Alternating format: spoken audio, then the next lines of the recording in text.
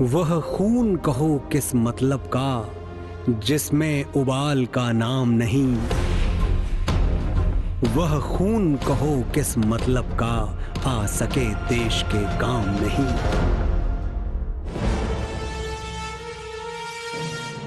20वीं शताब्दी, यही है वो समय जब गांधी, बोस, पटेल, अंबेडकर जैसी महान विचारधाराएं हमारे देश में प्रचलित हुई और कुछ इस तरह से कि आज हम एक प्रगतिशील और लोकतांत्रिक देश हैं। चलिए देखते हैं कि आजादी के इन वीरों को अब देश कैसे नमन कर रहा है।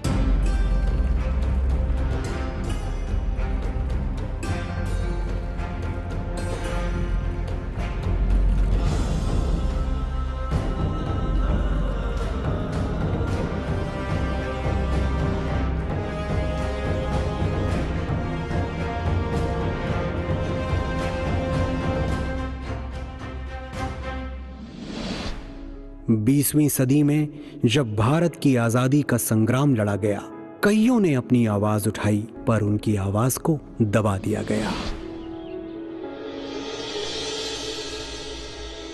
विनायक दामोदर सावरकर, गणेश दामोदर सावरकर, भाई परमानंद, बटुकेश्वर दत्त, दीवान सिंह, कई ऐसे नाम जिन्हें कम ही लोग जानते हैं और कई ऐसे नाम जिन्हें कोई नहीं जानता। इन्हीं सेल्स में कभी वो फ्रीडम फाइटर्स रहा करते थे जो देश के लिए यहाँ की अमानवीय परिस्थितियों में जिए और मरे।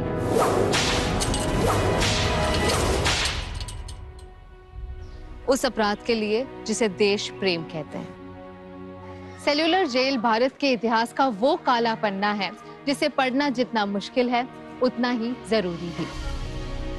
अंडमान निकोबार पर सेल्यूलर जेल ऐसे ही खंडहर पड़ा रहे तो देश की नई पीढ़ी को हमारे पूर्वजों ने क्या यातनाएं झेली थी कैसे पता चलेगा।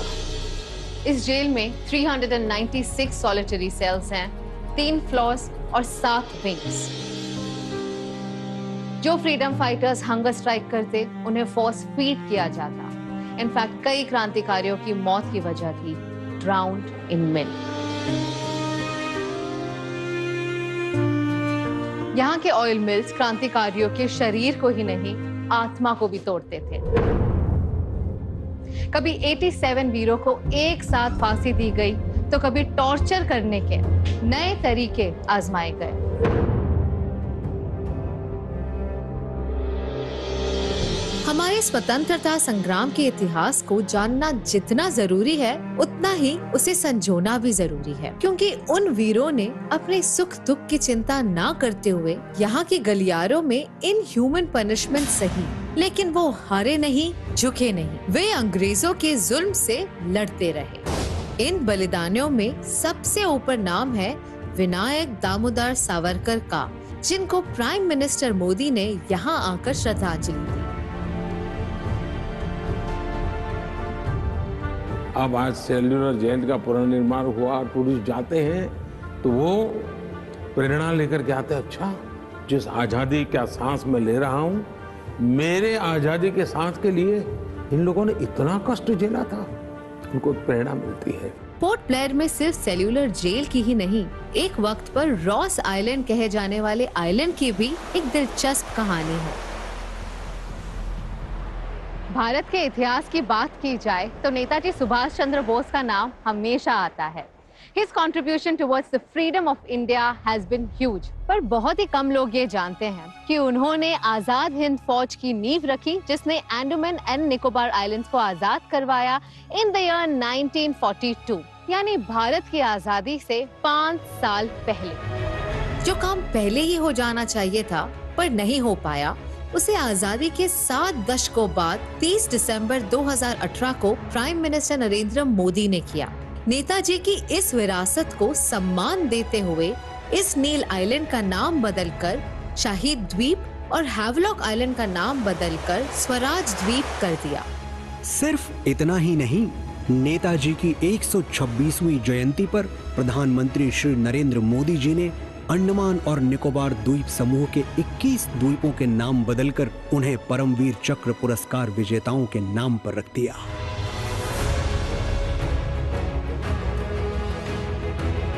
और इस तरह इन द्वीपों को गुलामी के प्रतीकों से आजादी मिल गई। अब हम आजादी के इतिहास का सबसे दुखद पन्ना पलटने जा रहे हैं। ये वो जगह है जहां आज से करीब 100 साल पहले भारत की रूह को दहलाने की कोशिश हुई थी। 13 अप्रैल 1919 को 2 फ्रीडम फाइटर्स के अनफेयर अरेस्ट के खिलाफ पीसफुल प्रोटेस्ट करने आई भीड़ को अंग्रेजों ने मौत के घाट उतार दिया। जनरल डायर के ऑर्डर पर जलियांवाला बाग की सिंगल एग्जिट को पूरी तरह ब्लॉक किया गया और फिर ब्रिटिश सोल्जर्स ने बिना किसी वार्निंग के यहाँ मासूमों की लाशें बिछाई। ये शर्मनाक हादसा इंडियंस की स्पिरिट को तोड़ने के लिए ऑर्केस्ट्रेट किया गया था। इस दीवार पर आज भी बुलेट मार्क्स के निशान हैं, जो जनरल डायर ने बिना किसी वार्निंग या अनाउंसमेंट के बेकसूर हिंदुस्तानियों पर चलवाई थी। लेकिन आज उसी जगह को कुछ यूं संजोया गया है जो हमें अपने इतिहास को लेकर सेंसिटाइज करेगा।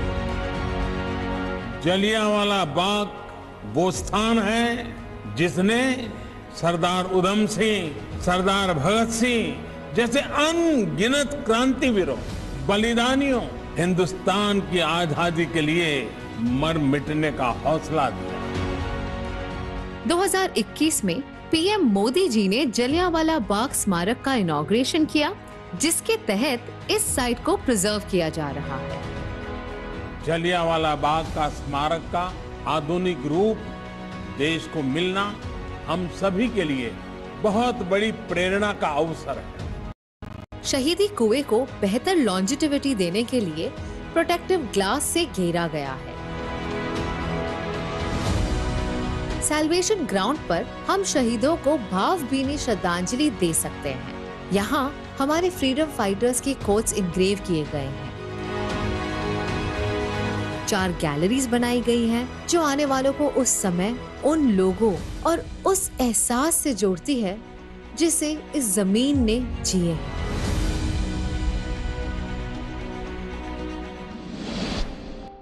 मोहनदास करमचंद गांधी हमारे बापू, जिन्होंने न सिर्फ भारत को अपनी लड़ाई लड़ना सिखाया, बल्कि पूरी दुनिया को जीने का एक नया मार्ग भी दिखाया। इनके बारे में जानने के लिए इससे बेहतर स्थान क्या हो सकता है।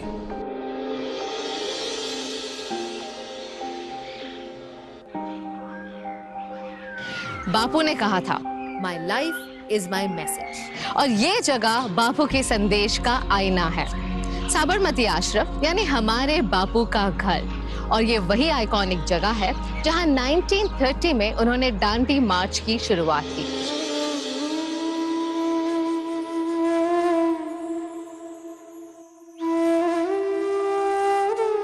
आज देश में उनके आदर्शों का अनदेखा विस्तार होता दिखता है, चाहे वो बापू का स्वच्छ भारत का सपना हो या रूरल इंडिया के अपलिफ्टमेंट का। नया भारत आज उसे जी रहा है। तो ऐसे में बापू की लेगेसी क्यों पीछे रह जाए?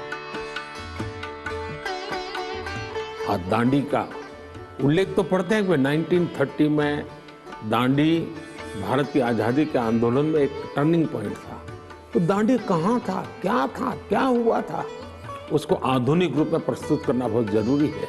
और इसी जज्बे के साथ 2019 में गवर्नमेंट ऑफ इंडिया ने एक रीडेवलपमेंट प्रोजेक्ट अनाउंस किया, जिसके तहत साबरमती आश्रम के अंदर और आसपास के 63 हेरिटेज स्ट्रक्चर्स को रीडेवलप किया जाएगा।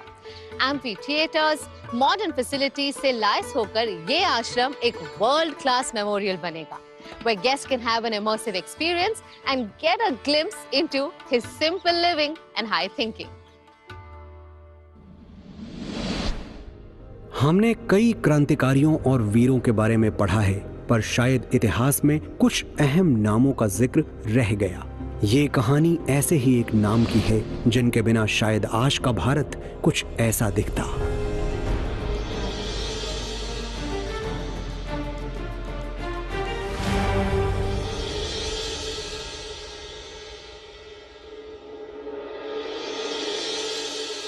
जब हिंदुस्तान हिंदुस्तान की नाजुक हालत है, तब हमें क्या करना है?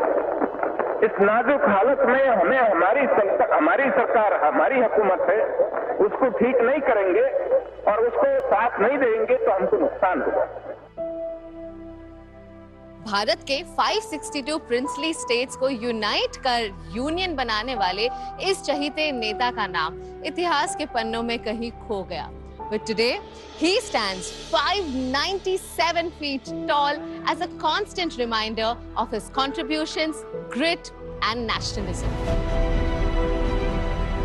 श्री नरेंद्र मोदी ने 2013 में गुजरात के सीएम के तौर पर स्टैच्यू ऑफ यूनिटी प्रोजेक्ट की अनाउंसमेंट की थी और अक्टूबर 2018 में उन्होंने पीएम के तौर पर इसका इनॉग्रेशन किया। आज जब धरती से लेकर के आसमान तक सरदार साहब का अभिषेक हो रहा है, तब भारत ने न सिर्फ अपने लिए एक नया इतिहास भी रचा है, बल्कि भविष्य के लिए प्रेरणा का गगनचुंबी आधार भी तैयार किया है।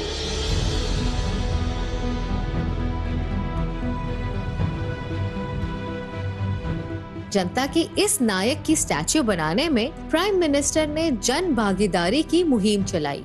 हम पूरे देश में हर जिले में ये लोहे का औजार एकत्र करने का अभियान चलाना चाहते हैं। गुजरात के हर कोने से लोगों ने लोहा दान किया जो इस स्टैच्यू में इस्तेमाल हुआ और जितने प्यार से प्रधानमंत्री ने इस स्टैच्यू को देश के नाम किया, उतने ही प्रेम से लोगों ने इसे अपनाया भी। इस स्टैच्यू के लिए जब लोग हमारे गांव में आए थे लोहा मांगने के लिए, तब हम सभी ने इस स्टैच्यू के लिए लोहा दान किया। આટલો વિશાળ સ્ટેચ્યુ આટલી જલ્દી બની જશે, ખરેખર મને વિશ્વાસ નથી થઈ રહ્યો। બહુ જ સારું લાગે છે। તમે કોઈ પણ બિઝનેસ કહો, અહીંયા બધાને જ ફાયદો થયો છે। रियल एस्टेट बिजनेसेस हो या फिर ट्रांसपोर्टेशन का धंधा हो या फिर रिक्रिएशनल एक्टिविटीज हो, एक छोटा सा फूल का भी धंधा होगा ना, हर किसी को यहाँ पे मुनाफा मिला है। और इसकी ओपनिंग के पहले ही 11 दिनों में 1,28,000 टूरिस्ट आए थे और by November 2019 daily average of tourist was 15,000, Statue of Liberty से कहीं ज्यादा। अब हम आ गए हैं on the 45th floor of the statue, which literally feels like the heart and soul of Sardar Vallabh bhai Patel. उनका हमेशा से ही एक सपना था कि यहाँ एक डैम बने, बट 1950 में उनका देहांत हो गया, जिस वजह से उनका ये सपना पूरा ना हो सका। But today his beautiful statue is facing the Sardar Sarovar Dam, which feels like a perfect tribute to this leader. दूर से तो ये स्टैच्यू बहुत ही ह्यूज दिखता ही है, बट पास आकर you realize what an engineering marvel this is और कितनी डिटेलिंग और हार्ड वर्क से इस ब्यूटीफुल स्टैच्यू को बनाया।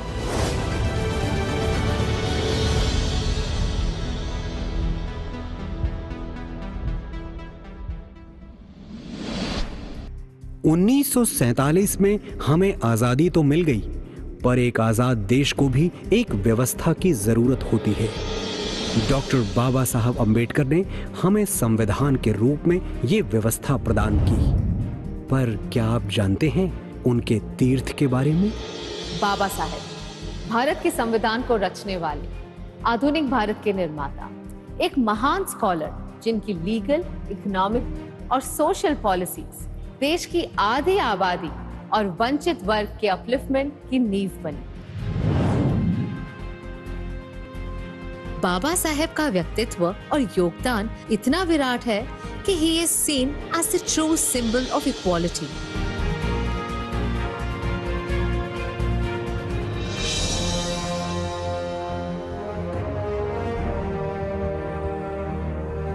एक ऐसे महापुरुष जिन्हें लोग सिर्फ मानते ही नहीं बल्कि पूजते भी हैं। नए भारत का ये फर्ज बनता है कि हम ऐसे महापुरुष के मैमथ कंट्रीब्यूशन को उचित सम्मान दें।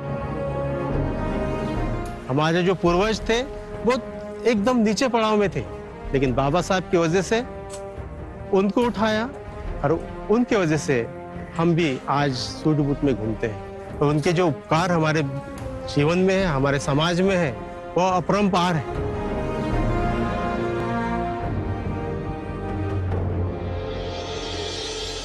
यही विजन लेकर पीएम मोदी ने उनकी लाइफ के 5 इम्पोर्टेंट प्लेसेस को पंच तीर्थ बनाने की घोषणा की। इस महापुरुष ने हमें बहुत कुछ दिया। एक प्रकार से समाज ने अपना कर्ज चुकाना है, ये कर्ज चुकाने का एक छोटा सा प्रयास। वो जगह जहां उनका जन्म हुआ, जहां उन्होंने पढ़ाई की, जहां उन्होंने दीक्षा ली, जहां उन्होंने आखिरी सांस ली और जहां उनका फाइनल रेस्टिंग प्लेस बना।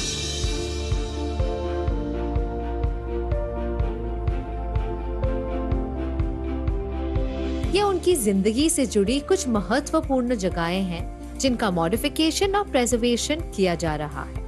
तो जैसे कि आप जानते हैं, बाबा साहेब को पढ़ने और लिखने का बहुत शौक था और इस कमरे में उनकी इस्तेमाल की गई सारी चीजें, फर्नीचर से लेकर बुक्स तक, सारा कुछ रिक्रिएट किया गया। डॉक्टर अंबेडकर इंटरनेशनल सेंटर और doctor BR Ambedkar national memorial भी डेवलप किया गया है। That represents the Constitution of India and symbolizes empowerment through education. 3.25 acres में फैले और 3 स्टोरी ऊंचे इस सेंटर का उद्देश्य है बाबा साहेब के उस सपने को पूरा करना जो उन्होंने आजाद भारत के लिए देखा था। देश के सोशल और इकोनॉमिक मुद्दों पे रिसर्च से लेकर इम्प्लीमेंटेशन तक का सारा काम यहाँ पिछड़े वर्गों के उत्थान को ध्यान में रखते हुए होता है। एक ऐसे महापुरुष जिनके साथ बचपन से भेदभाव हुआ, लेकिन उन्होंने हमेशा अपना संघर्ष जारी रखा।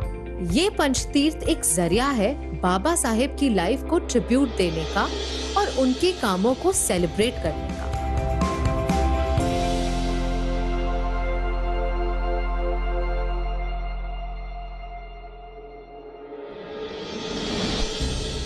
आजादी का ये सफर आसान नहीं था। इसे पाने के लिए अनगिनत बलिदान दिए गए। अगर आजादी एक हक है तो एक जिम्मेदारी भी, पर ये जिम्मेदारी हम पूरी कैसे करें? अपनी जिंदगी को देश के नाम कर देना इतना आसान होता होगा क्या? ताज्जुब की बात है कि इतने सालों तक इन वीरों को समर्पित कोई स्थान नहीं था। जनवरी 2019 में प्रधानमंत्री नरेंद्र मोदी के हाथों इनॉग्रेटेड दिल्ली के रेड फोर्ट के प्रेमाइसेस में बना क्रांति मंदिर समर्पित है उन्हीं सभी फ्रीडम फाइटर्स को जिनकी वजह से आज हम आजाद हैं।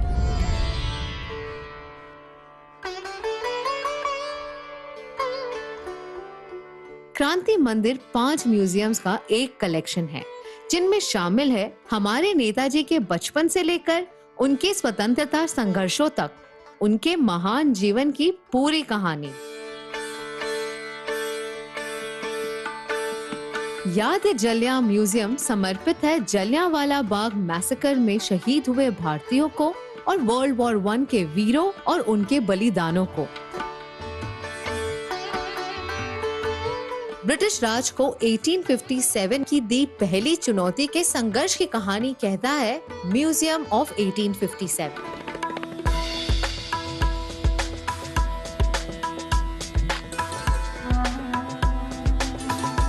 इंडिया की 3 सेंचुरीज के आर्ट और कल्चर को गर्व से दर्शाता है दृश्य कला म्यूजियम।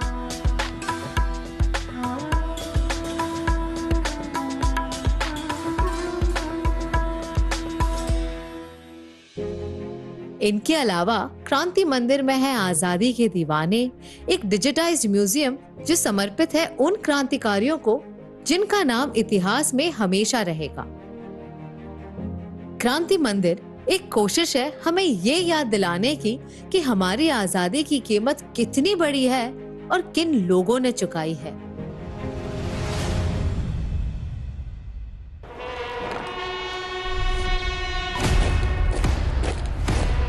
और वो नौजवान जिन्होंने देश प्रेम की सांसें भरकर अपनी जान कुर्बान कर दी, हम उनका सम्मान करना कैसे भूल सकते हैं। लेकिन आजादी के साथ हमारे देश में अपने जाबाजों को समर्पित कोई वॉर मेमोरियल नहीं था। इसे बदला पीएम मोदी जी ने 2019 में जब उन्होंने नई दिल्ली में एक world class national war memorial का उद्घाटन कर देश प्रेम को एक नई दिशा दी। आज हमारी सेना दुनिया की सबसे ताकतवर सेनाओं में से एक है। देश पर संकट चाहे दुश्मनों के कारण आया हो या फिर प्रकृति के कारण आया हो, हमारे सैनिक ने हमेशा पहला वार अपने ऊपर लिया।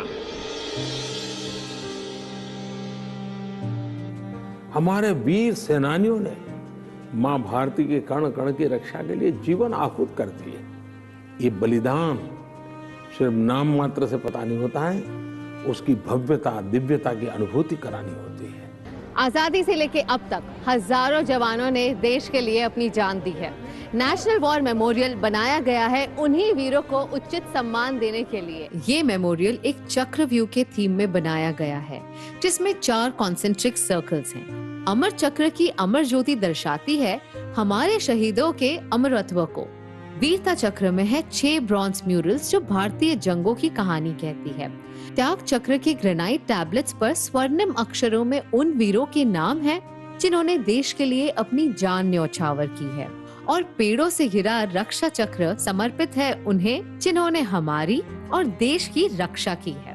पर इस मेमोरियल की सबसे खास बात है यहाँ की नेक्स्ट ऑफ किन सेरेमनी। सिर्फ शहीद ही नहीं, उनके वालों की कुर्बानी दी है, किसी अपने की कुर्बानी। इस सेरेमनी में उन्हें यहाँ बुलाकर शहीदों को श्रद्धांजलि अर्पण करने का मान दिया जाता है। मरेंगे हम भी, लेकिन कहीं ना कहीं इन सब चीजों को देखकर ये लगता है कि मरे तो मौत मिले तो ऐसी मिले, तो मरने के बाद भी लोग हमको देखें, याद करें, क्योंकि एक भीड़ का हिस्सा तो पता नहीं कितने लोग होते चले गए, उनको पता ही नहीं है। 12 दिन 13 दिन लोग याद करते हैं, उसके बाद कुछ पता ही नहीं। आज जब नेशनल वॉर मेमोरियल बनता है तो उस हर परिवार को संतोष होता है, अच्छा मेरे पूर्वजों ने मातृभूमि की रक्षा के लिए जो बलिदान दिया था, मेरा देश उनको भूलता नहीं है, आज भी याद करता है। इस नेशनल वॉर मेमोरियल के बनने से हमारे शहीदों का नाम और उनकी वीरता का ब्यौरा हमारे जहन में हमेशा जिंदा रहेगा।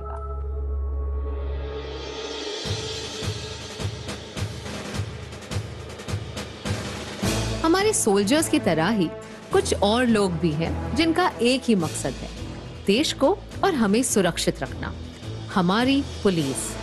लेकिन हमारे देश में ऐसी कोई जगह नहीं थी जहां जाकर इनके जीवन और बलिदान के बारे में हम जान सकें। Since independence, more than 35,000 police personnel have made the supreme sacrifice in the line of duty. हमारे इन्हीं प्रोटेक्टर्स को समर्पित है देश का नेशनल पुलिस मेमोरियल। इसके बीचों बीच बना 30 फुट ऊंचा ब्लैक ग्रेनाइट शिल्प पुलिस कर्मियों की स्ट्रेंथ और परसिस्टेंस को दर्शाता है और इसके नीचे बहती 60 फुट नदी उनकी सेवा को। स्मारक के बेसमेंट में एक एग्जीबिशन सेंटर है वीरों को समर्पित जिन्होंने देश की सेवा में अपनी जान दे दी। वॉल ऑफ वैलर में ऐसे 35,000 से ज्यादा वीरों का नाम अंकित है। बहुत सारे लोग हैं जो पुलिस फोर्स में है और मैंने बचपन से देखा है कि यार दिन हो, रात हो, दिवाली, होली, उन्हें कभी भी कॉल आ जाए उनको भागना पड़ता है। जब यहाँ आते हैं और देखते हैं कि यार उनके सेक्रीफाइस को, उनके एफर्ट्स के लिए कुछ किया जा रहा है, उनके मेमोरियल के लिए कुछ मतलब हम लोग बना रहे हैं, तो यार बहुत अच्छा लगता है ये सब देख के, मतलब बहुत खुशी होती है अंदर से। 2002 में अटल जी की सरकार ने जो सपना देखा था उसे साकार किया प्रधानमंत्री मोदी जी ने 2018 में।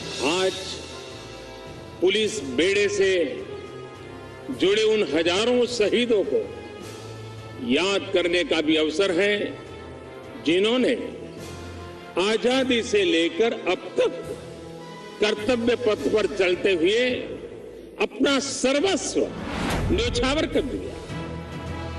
Imagine so many police officers have sacrificed their life guarding our rights and bringing us justice. I feel this is a great step in giving justice to their efforts. People should know about their supreme sacrifices.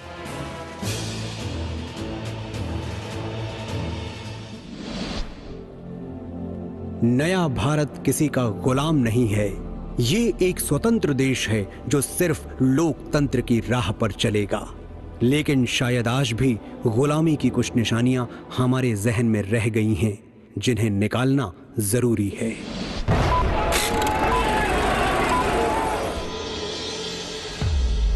आइए आपको ले चलते हैं central Vista, जहां से पूरा देश चलता है।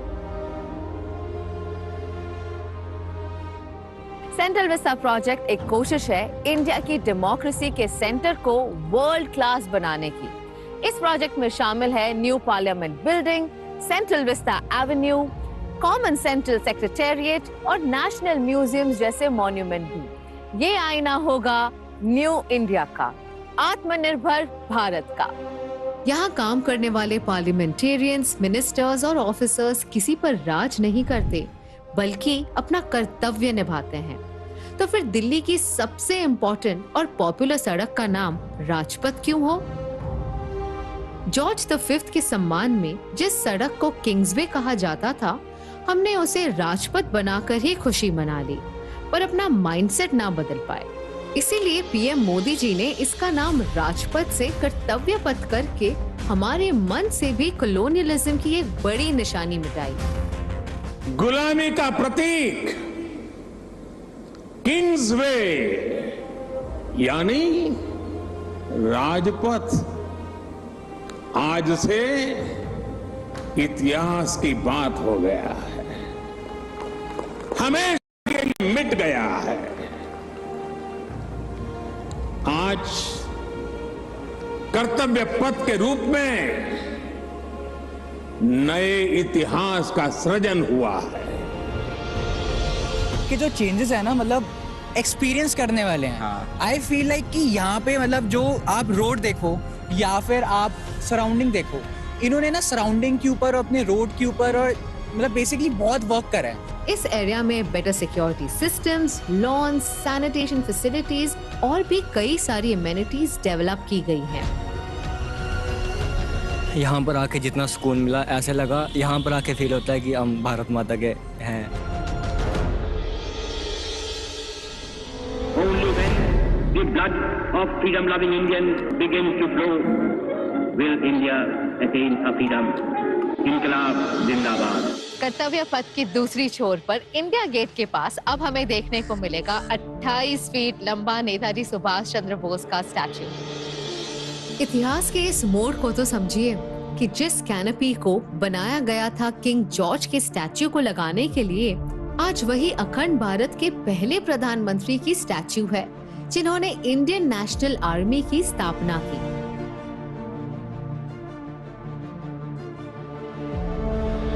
नेताजी की मूर्ति की स्थापना करके आधुनिक और सशक्त भारत की प्राण प्रतिष्ठा भी कर दी है। गुलामी की एक और निशानी मिटाते हुए नेताजी का ये स्टैच्यू एक मजबूत भारत और हमारे संकल्प का प्रतीक है। वो नेताजी जिन्होंने अंडमान को भारत का हिस्सा बनाया। उनके योगदान को उचित सम्मान देना हमारा फर्ज बनता है और नया भारत इसे बखूबी निभा रहा है। वो कहते हैं ना, हर कहानी का अंत एक नई कहानी का शुरुआत होता है। शायद ऐसा ही कुछ होगा इस कहानी के साथ भी।